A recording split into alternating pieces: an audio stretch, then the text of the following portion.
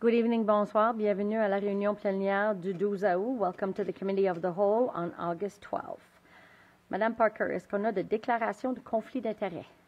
Conseiller Willett a déclaré un conflit d'intérêt avec item 3.1. Parfait. Donc, député-maire Willett, on vous avisera en temps et lieu. C'est correct? Je l'ai fait la semaine passée. Public Administration. On a une petite présentation.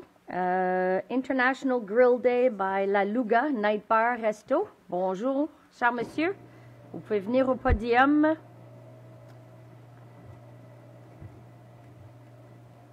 Vous avez le micro. Et vous pouvez faire la présentation dans le langage de votre choix. Honorable maire, cher adjoint au maire, chers députés, honorables membres du conseil, en vos rangs, grades et qualités, je vous dis bonsoir. Mon nom c'est Joseph Armand Adoualou, je suis d'origine de la Côte d'Ivoire et je viens aujourd'hui, j'ai la lourde tâche de vous présenter le projet qui a pour titre de la Journée internationale des grillades pour l'été 2024 à Bathurst ici. Alors, dans l'ordre du jour de cette présentation, on va d'abord parler, bien sûr, faire une brève introduction de ce pourquoi est-ce qu'on aimerait réaliser ce projet et également parler également des raisons d'être, l'emplacement et le jour, tous les détails concernant ce projet, également l'organisation et le déroulement de cette activité, puis terminer bien sûr par tous ceux qui aimeraient nous soutenir comme commandite et partenariat. Comme introduction, disons que c'est la Luga, bien sûr, qui a eu l'idée d'associer plusieurs membres de la communauté, peu importe leur rang, peu importe leur nationalité, à cette activité-là. Donc, on existe en réalité depuis bientôt 2 ans. On a décidé, bien sûr, d'ouvrir un night bar, restaurant de type africain, mais qui est quand même ouvert, bien sûr, à toute la communauté. On a été étudiants, mon partenaire et moi qui est derrière. Désolé, je ne l'ai pas présenté depuis le début. Donc, on a quand même été étudiants au CCNB et ensuite, lorsqu'on a gradué, on a quand même remarqué un gros vide dans la région, surtout à Bathurst. Donc, les étudiants étaient quand même délaissés dans leur endroit.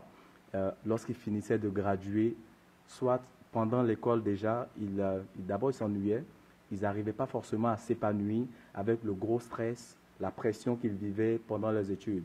Et lorsqu'ils finissaient, ils avaient obtenu leur diplôme. Quelques mois après, soit après l'obtention de leur résidence permanente, ils décidaient de quitter la province. Et donc nous, au lieu de quitter la province, on a décidé vraiment de s'installer, trouver des projets, se faire peut-être mentoriser par des personnes qui ont déjà l'expérience dans la province et ensuite réaliser ces projets-là pour permettre à nos immigrants, nos frères, de rester dans la province et aussi à apporter leur pierre à l'édifice pour développer la ville. C'est dans ce sens-là qu'on a décidé de créer la Luga. La Luga Night Bar, qui est d'abord un bar multiculturel. C'est multiculturel, c'est tout le monde qui part danser. Je vous invite d'ailleurs à y faire un tour lorsque vous aurez l'occasion. Et à ce bar-là, c'est beaucoup plus busy, comme on le dit dans notre jargon, les week-ends. Donc vendredi et samedi. On permet également de faire mouvementer un peu, faire bouger un peu le centre-ville avec le bootlegger, les partenariats qu'on essaie de faire, y compris le block party. Donc lorsque par exemple il y a des activités comme le block party, nous on essaie de faire un after block party, vu qu'on ferme quasiment à 2 heures du matin. Revenons au projet de ce beau projet de la Journée internationale. Lorsqu'on a ouvert le bar, on a complété également la phase restaurant. Parce qu'il y a un côté bar et un côté restaurant qu'on aimerait ouvrir, faire découvrir à tous les Canadiens, à tous ceux qui viennent d'ici et d'ailleurs, les mets africains, les mets internationaux. Donc, c'est vraiment de découvrir vraiment tous ces plats-là et les saveurs, l'épice ou non épicées de tout ce que nous, on a à proposer. C'est dans ce sens qu'on a associé également le volet restaurant. Puis, dans quel coup est-ce qu'on parle maintenant de journée internationale? On a fait une sorte de sondage et on a posé la question à la plupart de nos frères étrangers qui arrivent dans la région, comment est-ce qu'ils se sentent lors des activités que organise soit la ville, soit comme l'exemple de Hospitality Day, le live, ou les activités organisées par Blue de la Baie à Belle Baie. Et ces personnes nous ont quand même répondu plus ou moins satisfaisants. Donc, nous, on a décidé d'instaurer ce projet-là pour, pourquoi pas nous aussi, pourquoi pas des étrangers qui viendront eux aussi soit organiser une journée dans l'année ou deux peut-être dans l'année avec le soutien de tout le monde pour pousser au moins le monde à venir découvrir aussi les menus de chez nous. Donc, c'est un peu cette raison-là qu'on a fait pour instaurer ce projet-là pour les menus africains. L'emplacement de ce jour-là, c'est bien sûr la Louga. La Louga dispose d'une belle terrasse, une très belle terrasse dehors, on essaie d'organiser à ce que ça soit vraiment un très beau patio pour accueillir tout le monde. C'est à cet endroit-là qu'on va faire l'événement. On a décidé tous ensemble de faire à une date qui aura lieu le 31 août 2024. Ça va se passer de 19h à 21h grand maximum. À cet espace, on accueille normalement plus de 200 personnes. Je pense que c'est jusqu'à 375 personnes arrêtées. Mais vu qu'il y aura des tables, des chaises et autres, et des stands pour pousser au moins le monde à venir quand même découvrir. Donc, avec la licence et les règlements des pompiers, on s'attend vraiment à un maximum de 200 personnes sur cette terrasse-là. Pour l'organisation et le déroulement de l'activité, on essaie vraiment de mettre l'accent sur tout ce qui va plaire au public, au grand public, à la communauté, surtout sur les plats, sur les boissons, sur tout ce qui est multiculturel. On essaie aussi de pouvoir créer des stands. Donc, essentiellement, c'est des stands de plusieurs nationalités. Donc, on a essayé de répartir ces stands-là.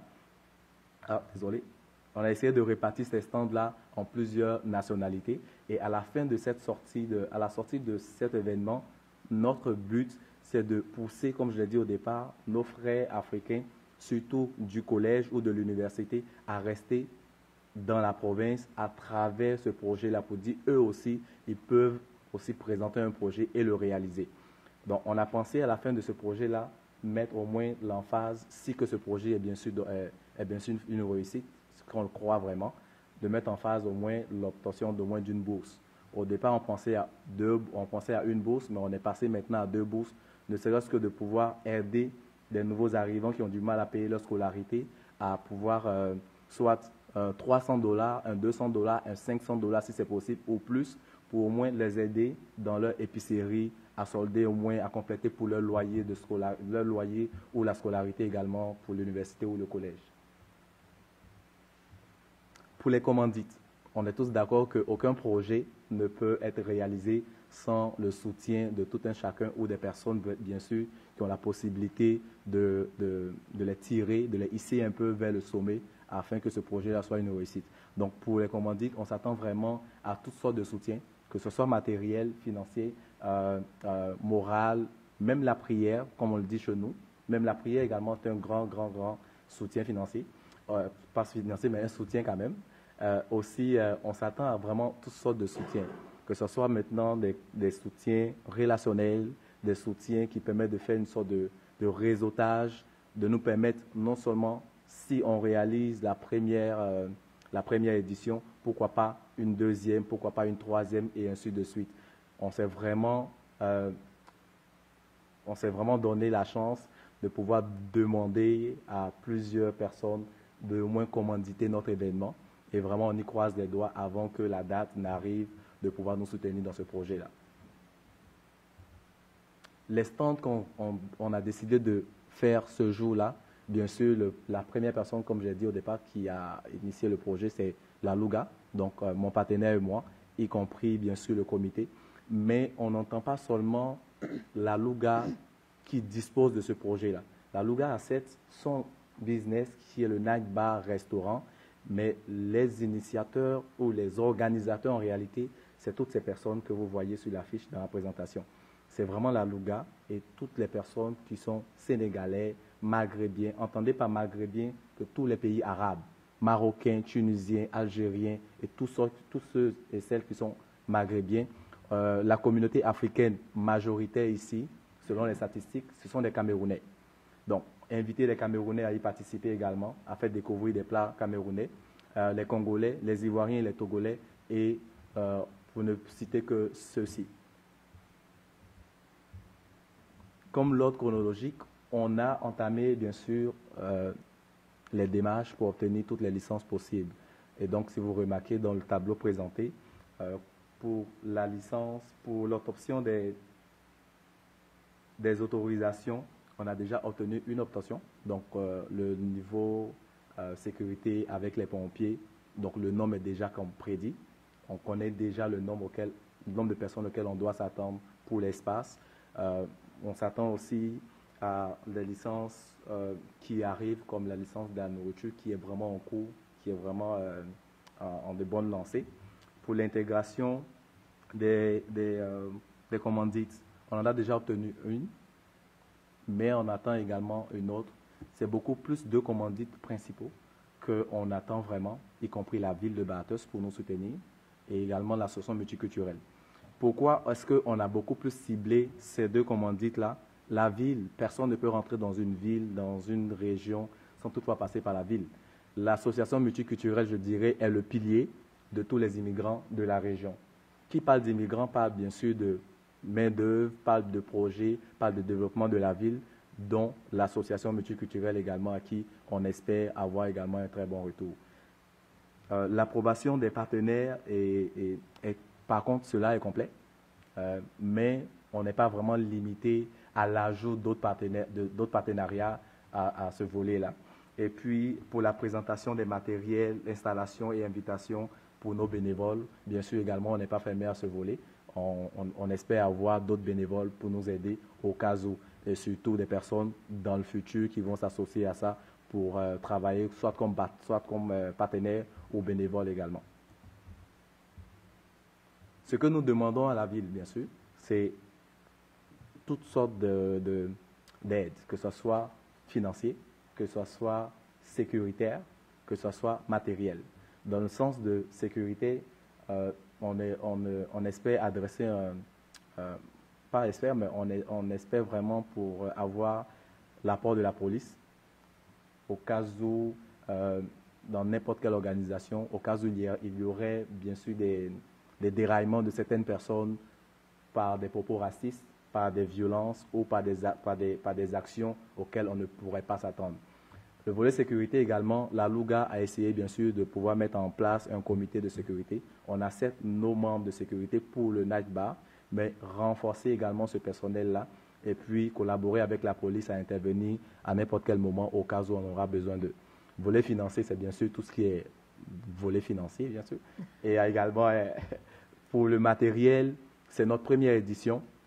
On espère avoir non seulement des idées, des ajouts d'idées, des compléments ou encore de l'aide de n'importe qui pense qu'il pourrait ajouter un matériel pour embellir et faire réussir cet événement-là. Ainsi prend fin notre présentation. Juste pour faire comprendre à la fin de cette présentation que c'est un projet qui nous tient beaucoup, beaucoup à cœur. On se dit qu'avec ou sans moyens financiers, un projet qui tient au cœur de quelqu'un, d'une communauté, est réalisable. Et on sait qu'au Canada, ici, tout est possible, sauf celui qui n'y croit pas vraiment à son projet. Juste laisser savoir aussi qu'il y ait vraiment des moyens financiers ou pas, nous, on se dit que ce projet est réalisable et on espère vraiment compter sur l'aide de la ville pour nous soutenir dans ça. Je vous remercie et puis... Parfait. Merci, Joseph. On a une question. Oui. Conseiller Leblanc. Merci, Madame la mairesse. Well, merci, Joseph, pour l'initiative. Merci beaucoup. Et aussi pour l'investissement dans notre ville. Ça, C'est moi qui vous remercie. Je regarde tes demandes, mais là, je ne sais pas ce qu'on a le droit et pas le droit de faire. J'aurais aimé que ça aurait été un petit peu plus concret, tu sais, parce que je sais que tu as parlé de la section sécurité et ces choses-là, mais il n'y a rien de concret. C'est qu'est-ce que vous pouvez faire. Nous autres, notre rôle en tant que conseil, d'habitude, c'est pour voter sur une question particulière. Là, il n'y a pas rien nécessairement de particulier de ce que j'ai vu dans la présentation. Moi, personnellement, je serais pour donner des services, Madame la mairesse, et contribuer quelques dollars aussi pour aider. Je serais tout pour ça, mais je n'ai pas vu de demande. Avez-vous une commandite de montant 500, 250? Avez-vous un échelon de commandite? Alors, on n'a pas d'échelon de commandite. Comme il est mentionné dans le projet, c'est notre première édition. Okay. C'est la première fois qu'on voudrait faire sortir nos frères immigrants de leur zone de confort. Donc, c'est la première fois qu'on essaie de monter un projet dont on y croit vraiment. Donc, on n'a pas vraiment de budget ni je dirais, de liste en tant que telle à présenter. C'est vraiment présenter l'idée et avoir possiblement tous les moyens possibles, au moins pour réaliser ce projet-là. Et au fur et à mesure, les éditions, les améliorer, et pourquoi pas maintenant devenir une activité courante dans la région. Okay. Une chose que je pense aussi qui aurait été le fun, c'est pour l'intégration, pas juste des gens de l'extérieur, mais pour les gens de la communauté. Ça aurait même été le fun d'avoir peut-être une petite table de mets acadiens, irlandais, du coquet local, pour introduire aux internationaux aussi, également, pas juste nous autres goûter. Tout à fait. Vos nourritures. À ce sujet, on y a pensé. C'est vraiment, comme le titre le dit, journée internationale. Donc, c'est vrai, l'emphase, c'est de faire découvrir les mets africains aux Canadiens, à la communauté qui ne connaissent pas, mais également, on n'exclut pas la communauté canadienne.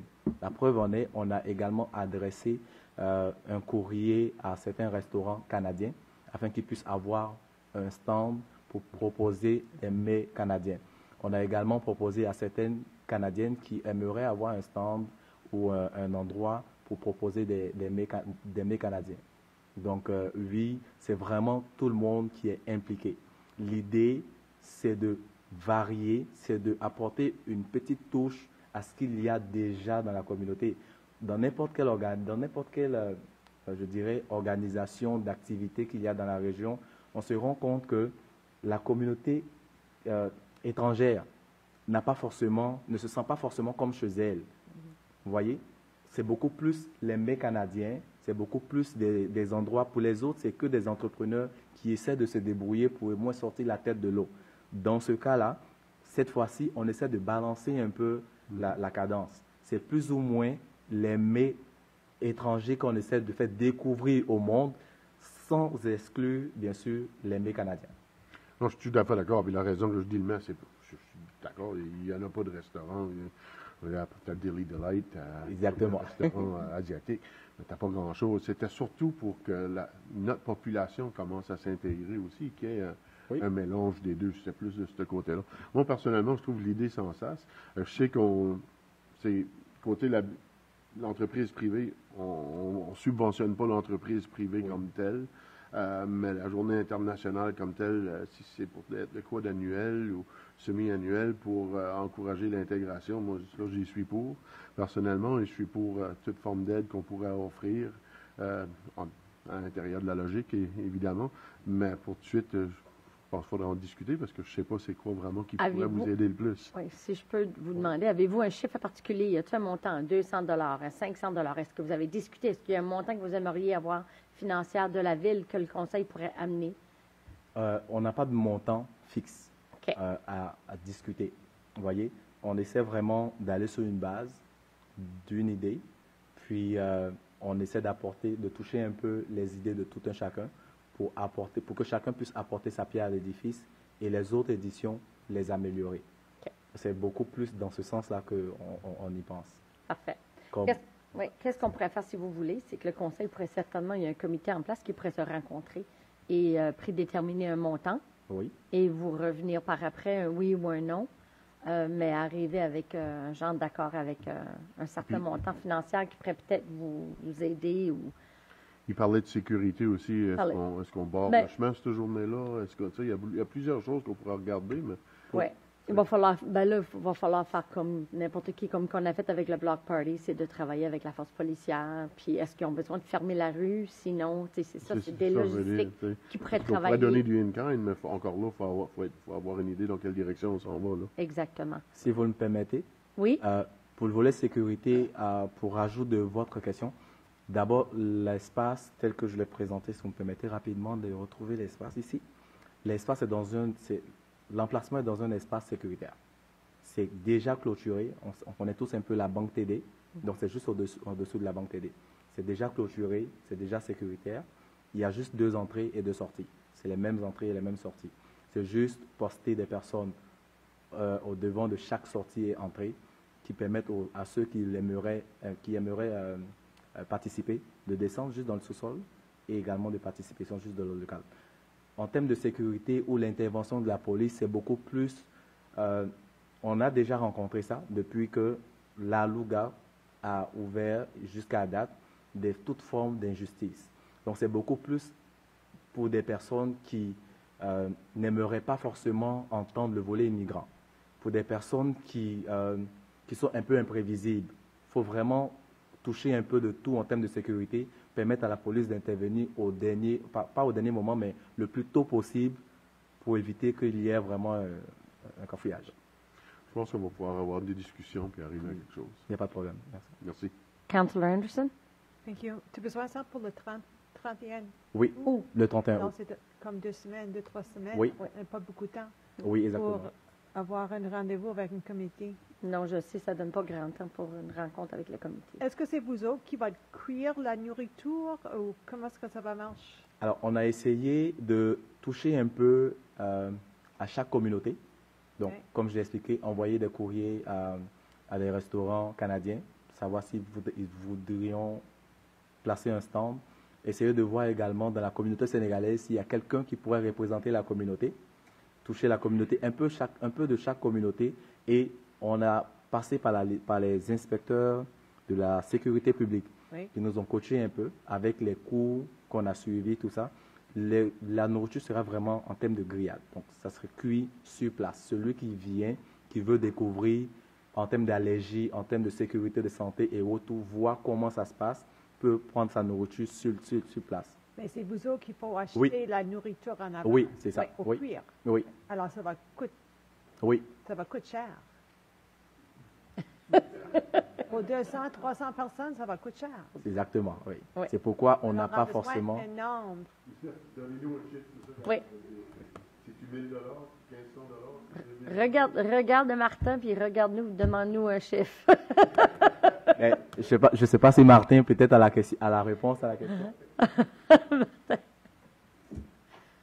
Copartenaire de la Louga. Bonjour. Excusez pour le... Je n'ai pas le choix d'intervenir aussi. Mon nom, c'est Martin Kodjo-Aziapor. Je suis le partenaire à Joseph sur le projet aussi. Tout de suite, le pourquoi on ne voulait pas trop parler du volet financier, on ne voulait pas décourager l'opinion générale, on ne voulait pas que ça effraie ou quoi que ce soit, parce que nous, on s'est mis à cœur de le réaliser, puis on voulait mobiliser les moyens qu'il faut de notre côté pour le faire. Mais quand on parle en termes financiers, je peux dire qu'on a besoin de moins, peut-être 2500. Puis je pourrais quand même... Oui, en tant que support, on ne va pas se baser seulement sur la ville, parce que c'est quand même une ville. On ne veut pas trop mettre sur la ville. On va aussi augmenter les chances que vous puissiez accepter un peu plus facilement. So, je dirais 2500 serait un surplus qui va nous aider, surtout dans travailler avec les bénévoles, puis la nourriture, certaines nourritures qu'on doit amener depuis le Québec, parce qu'il n'y a pas vraiment l'épicerie africaine ici, on n'a pas tous les produits qu'on a besoin. OK. Merci beaucoup. Et vous allez aussi approcher l'association. Vous avez des commandites que vous allez approcher, incluant la ville. Oui, OK. absolument. Fait, en grand total, vous regardez à peu près 2500 C'est ça. pour réaliser la bouffe que vous voulez faire de différentes nationalités. Exactement. 2500. Exactement, OK. oui. En plus, pour l'association multiculturelle, on nous a rassuré que ça va se faire approuver. C'est juste qu'on a envoyé les emails, mais ça a traîné. On était obligé de booster plusieurs fois avant d'avoir un retour. C'est seulement la ville qui nous est revenue le plus tôt possible. So, on vous remercie aussi pour ça. Parfait. Ça va? OK. On vous revient. Merci.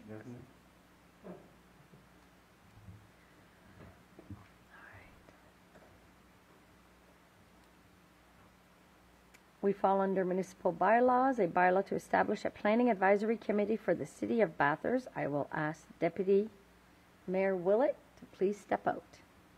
On ira te chercher.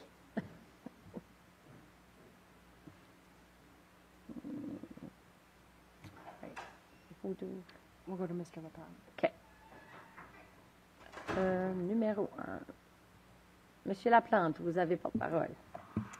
Merci, Madame la Mairesse.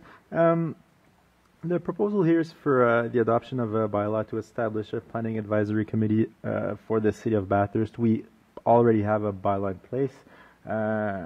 We also have a policy governing the rules of procedure. And it's been flagged since Mr. Bouffal's arrival with us as a priority to review specifically that policy. But through our review, we determined that it would be appropriate to modify the bylaw as well. We're basically looking to just include in our bylaw the number of members on PAC, the remuneration of the members of PAC, and to allow PAC to establish its own rules of procedure. This is what the Community Planning Act provides for. Currently, they have to rely on a policy of council from 1991. So in allowing them to have that authority through the bylaw, it will allow PAC to have a bit more flexibility to work with the rules of procedure. There's a copy of the proposed rules in your in council's package, which you will be able to take a look at. Mr. Bouffal will shortly address as well. But we are looking to bring this to a first reading at our next public meeting. If I can ask Mr. Bouffal to just say a few words on the proposed rules of procedure for the PAC. Vous avez le micro. Merci. Donc, comme disait M. Laplante, les règles administratives qui gouvernent les règles du comité d'urbanisme datent des années 90, donc ça fait plusieurs années, et qui ont besoin d'être revisées pour refléter les plus récents ou les derniers changements à la loi sur l'urbanisme. Depuis les années 90, il y a plusieurs modifications. Puis peut-être que les règles de procédure ne reflétaient pas ces changements-là à la loi sur l'urbanisme. Donc, les règles vont servir au comité pour le guider dans la tenue de ses réunions puis dans la prise de décision, selon qu'il s'agisse d'un rôle décisionnel ou d'un rôle consultatif. Le PAC a deux rôles principaux. Un rôle décisionnel dans le sens qu'il prend des décisions, comme par exemple des dérogations, des permis temporaires. Donc, la décision revient au comité d'urbanisme, mais aussi le comité a un rôle consultatif en donnant des avis au conseil municipal, comme par exemple dans le cas d'un rezonage, le conseil demande l'avis au comité avant de pouvoir que le conseil prenne une décision. Comme disait M. Laplante aussi, selon la loi sur l'urbanisme, il revient au comité d'établir ses propres règles de procédure. Donc, c'est le document que vous avez là devant vous. On ne le lira pas, mais essentiellement, le document traite du mandat du comité, la composition du comité, les nominations qui sont faites par le conseil, comme on vient de faire récemment, là. Un des changements, c'est que maintenant, à tous les 2 ans, on recommande, il va y avoir une liste de candidatures qui va être faite. De là, s'il y a une position sur le comité, le conseil pourra puiser dans les candidatures.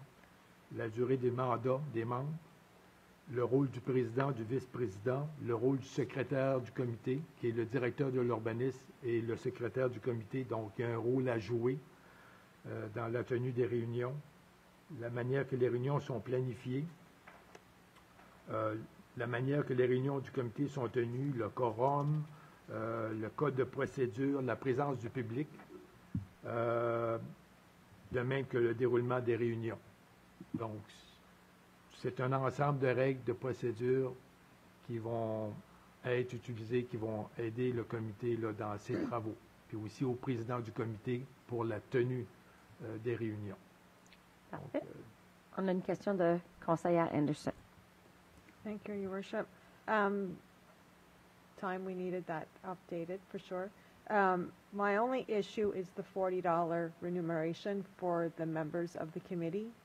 Most committees nowadays that pay for people to be part of their committee, the fee is upwards of $100. These people have been paid $40 since at least 1991.